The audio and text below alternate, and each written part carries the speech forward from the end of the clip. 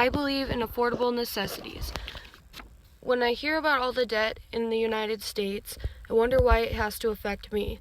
According to davidmanuel.com, America is in debt by almost $20 trillion.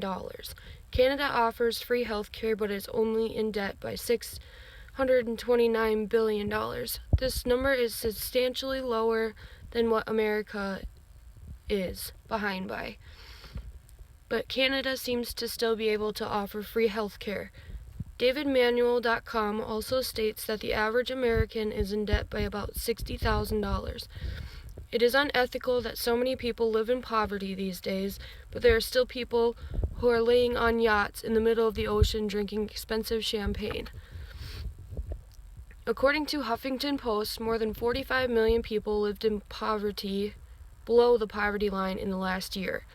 That is 14% of all Americans. Money.cnn.com states that the average American household has a median yearly income of about $56,000. A household alone can have more than 4 people.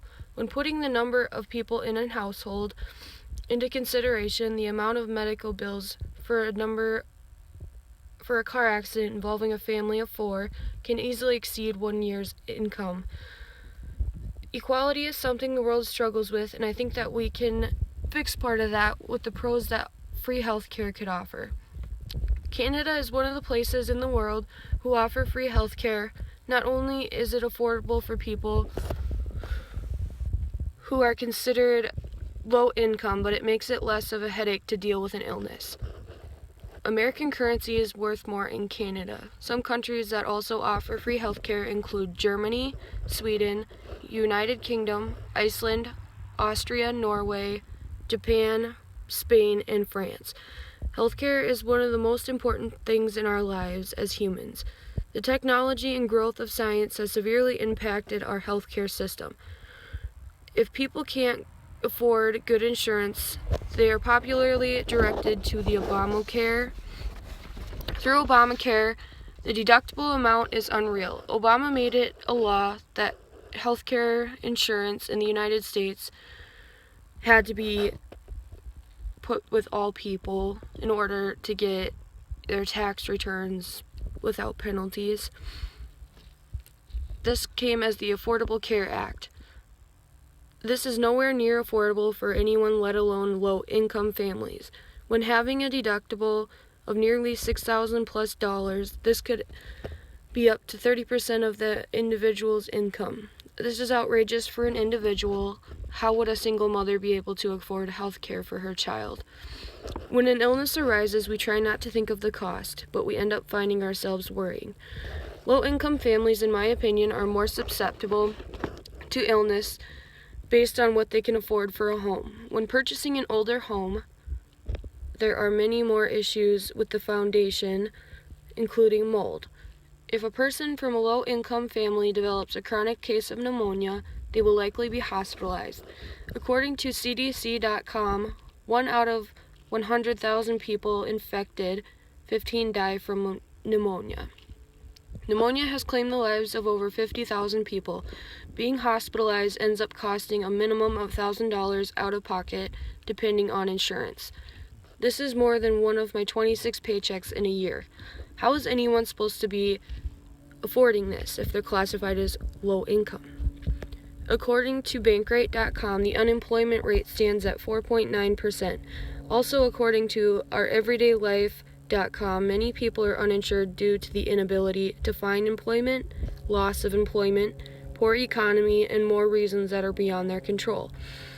oureverydaylife.com also states an important reason for free healthcare.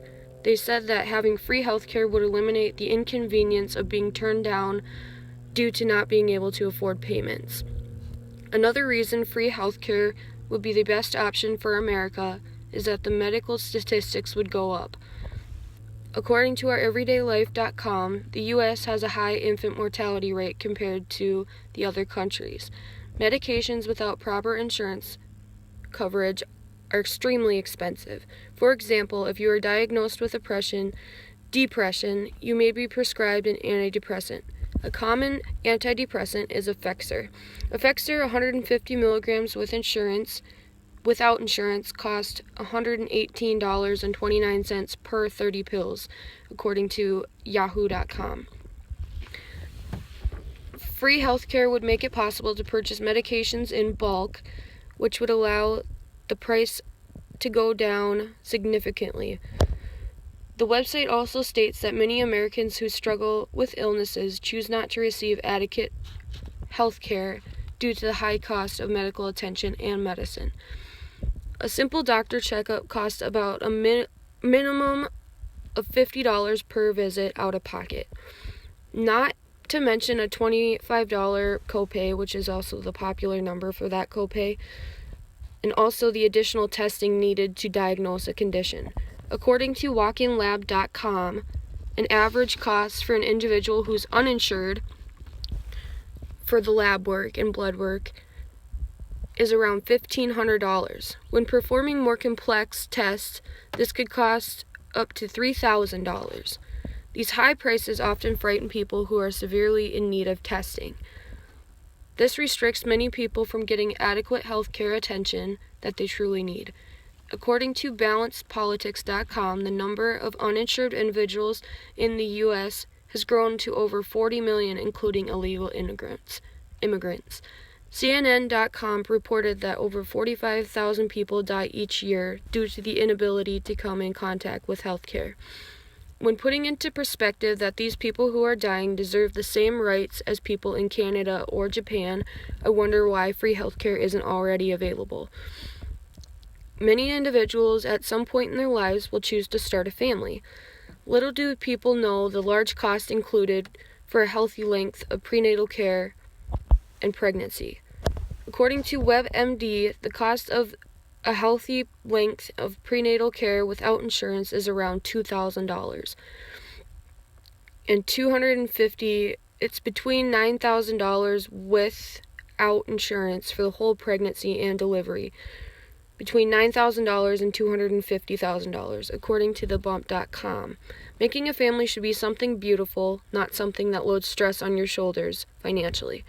I believe if the U.S. can afford to be in substantial debt, why not add free health care? It would help so many based on the percentage of poverty and low-income families in this country.